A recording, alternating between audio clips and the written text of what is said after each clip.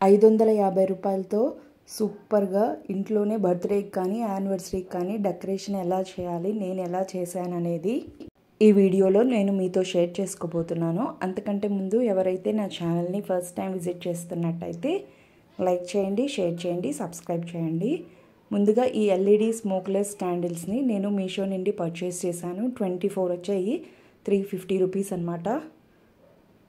అసలు చాలా గ్లోయింగ్గా ఉన్నాయి. ఇవి దీవాళికి కూడా చాలా యూస్ఫుల్ అవుతాయి.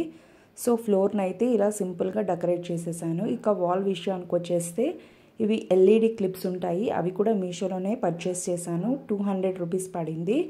సో ఈ క్లిప్స్కి మనం ఫొటోస్ కూడా అటాచ్ చేసుకోవచ్చు. నేను నార్మల్గా ఇలా డెకరేషన్గా ఉంచేసాను. అండ్ స్టిక్కీ నోట్స్ అతికిచ్చేసి ఎవరి బర్త్డే అయితే వాళ్ళ పేర్లు రాసేసాను అనమాట.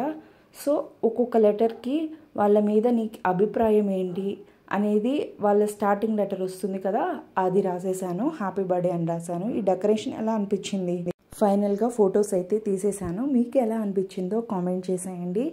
నాకైతే 550 రూపీస్లో ఇంత మంచి డెకరేషన్ వచ్చేసింది, అది కూడా ఇంట్లో సర్ప్రైజ్గా. మా హస్బెండ్కి అయితే చాలా నచ్చింది. మీకు ఎలా అనిపించిందో కామెంట్ చేసేయండి.